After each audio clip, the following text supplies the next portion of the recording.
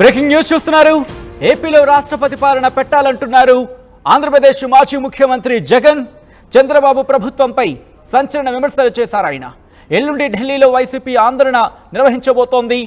ఎమ్మెల్యేలు, ఎమ్మెల్సీలు అలాగే ముఖ్య నేతలతో కలిసి ఢిల్లీ వెళ్తున్నామన్నారు ఆయన. మమ్మల్ని ప్రతిపక్షంగా గుర్తించేందుకు భయపడుతున్నారంటూ కూడా ఆయన చెప్పుకొచ్చారు. ప్రతిపక్షంగా గుర్తిస్తే అసెంబ్లీలో ప్రభుత్వాన్ని ఎండగడతామని భయం అంటూ కూడా ఆయన చెప్పుకొచ్చారు. 50 రోజుల్లో చంద్రబాబు ప్రభుత్వం అన్నింటా విఫలమైందన్నారు ఆయన. ఏపీలో అరాచక పాలన నడుస్తోందన్నారు వైఎస్ జగన్. టీడీపీ హత్య రాజకీయాల్ని ఢిల్లీ దృష్టికి తీసుకెళ్తామన్నారు ఆయన. శిశుపాలుడిలాగా చంద్రబాబు పాపాలు పండే రోజు త్వరలోనే ఉంది అంటూ కూడా ఆయన చెప్పుకొచ్చారు. ఈ ఏడాది పూర్తి స్థాయి బడ్జెట్ పెట్టడానికి కూడా భయపడుతున్నారన్నారు ఆయన. మళ్ళీ ఓటాన్ అకౌంట్ బడ్జెటే ప్రవేశపెట్టబోతున్నారన్నారు.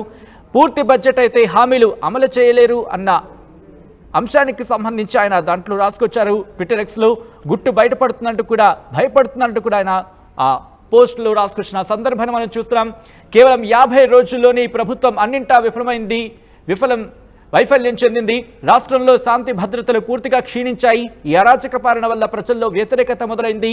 అందుకే ప్రభుత్వం వేసే ప్రతి అడుగులోనూ భయం కనబడుతోంది. ఈ ప్రభుత్వం ఎంతగా భయపడుతోందంటే ఈ ఏడాది అంటే 12 నెలల కాలానికి పూర్తి స్థాయి బడ్జెట్ కూడా ప్రవేశపెట్టలేకపోతోంది.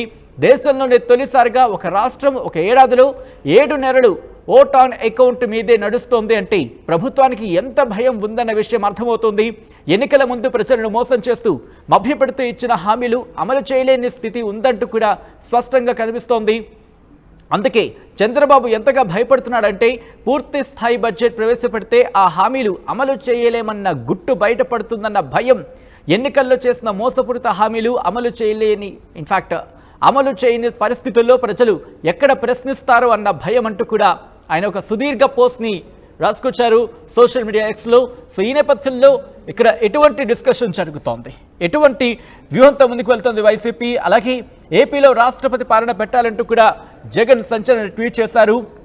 ఆంధ్రప్రదేశ్లో ఎటువంటి పరిస్థితి ఉంది అనే అంశానికి సంబంధించి ఢిల్లీలో ఆందోళన చేపట్టబోతున్నట్టుగా ఆయన చెబుతున్న పరిస్థితి. ఈ నేపథ్యంలో ఏంటి సిచ్యువేషన్ తెలుసుకునే ప్రయత్నం చేద్దాం. మా ప్రతినిధి రాజేష్ అప్డేట్స్ అందించేందుకు సిద్ధంగా ఉన్నారు. రాజేష్, ఆంధ్రప్రదేశ్లో రాష్ట్రపతి పాలన పెట్టాలంటూ కూడా ఆయన ఇన్ఫాక్ట్ మొన్న కూడా డిమాండ్ చేశారు. ఇప్పుడు ఈ రోజు అదే అంశాన్ని ప్రస్తావించారు. ఢిల్లీలో కూడా ఇదే అంశాన్ని ప్రస్తావిస్తా అంటున్నారు. ఎటువంటి వ్యూహంతో ముందుకు వెళ్తోంది వైసీపీ?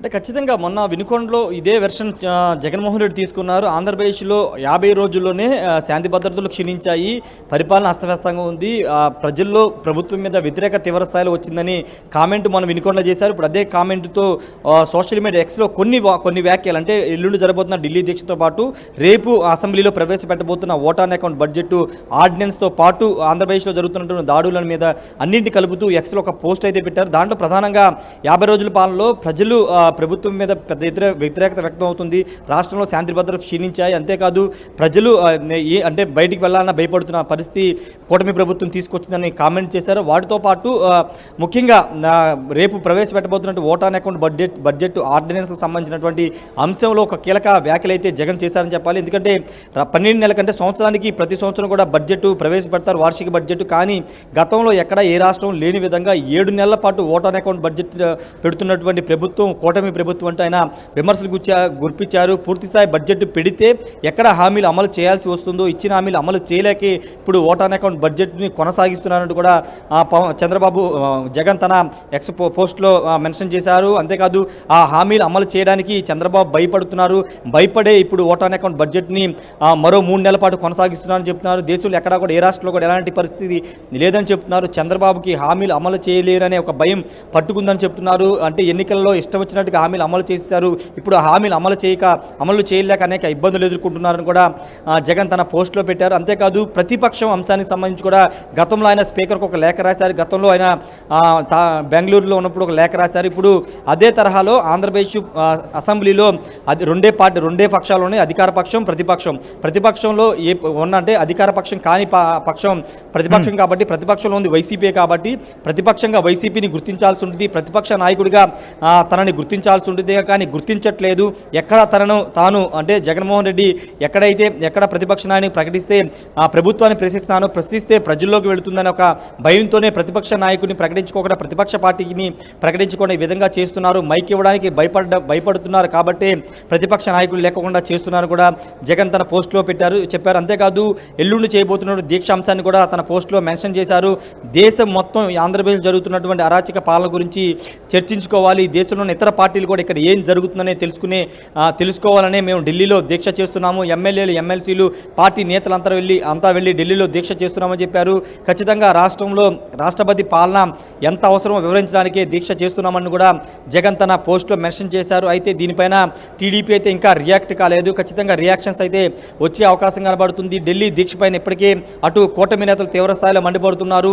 అంటే ఇక్కడ ఆంధ్రప్రదేశ్లో జగన్ చేసినటువంటి తప్పులు ఆర్థిక శాఖ మీద శ్వేతపత్రం కానీ లేకపోతే లా అండ్ ఆర్డర్ మీద శ్వేతపత్రం కానీ మద్యానికి సంబంధించి శ్వేతపత్రం కానీ ఎల్లుండి నుంచి అసెంబ్లీలో ప్రవేశపెట్టబోతున్న నేపథ్యంలో వాటిని తప్పించుకోవడానికి అసెంబ్లీని ఫేస్ చేయలేక వాటి మీద సమాధానం చెప్పలేక జగన్ ఢిల్లీ వేదిక దీక్షల పేరుతో డ్రామాలు ఆడుతున్నారంటూ కూటమి నేతలు విమర్శలు చేస్తున్న ఇలాంటి సమయంలో మరోసారి జగన్ తన ఎక్స్లో పోస్ట్ చేస్తూ ఈ అంశాలన్నింటి కూడా ప్రభుత్వం విమర్శలు చేస్తూ ఈ అంశాలన్నింటి కూడా మెన్షన్ చేశారు. మరి చూడాలి వైసీపీ టీడీపీ నుంచి కానీ జనసేన నుంచి కానీ బీజేపీ నుండి కానీ ఈ పోస్ట్ మీద ఎలాంటి రియాక్షన్స్ వస్తాయో చూడాల్సిన అవసరం. రాష్ట్రపతి పాలన విధించాలంటూ ఇటు రాష్ట్రంలో విషయాలని కేంద్రంలో ఆయన ప్రశ్నిస్తామంటున్నారు. కానీ ఇక్కడ కేవలం వైసీపీ మాత్రం వెళ్లే అవకాశం ఉందా, లేకపోతే ఇతర పార్టీలను కూడా సంప్రదించే ఛాన్సెస్ ఉన్నాయి? అటువంటి ప్రయత్నాలు ఏమైనా జరుగుతున్నాయా? అంటే మొన్న వైసీపీకి సంబంధించినటువంటి పార్లమెంటరీ పార్టీ సమావేశంలో అయోధ్య రామిరెడ్డి కామెంట్ చేశారు.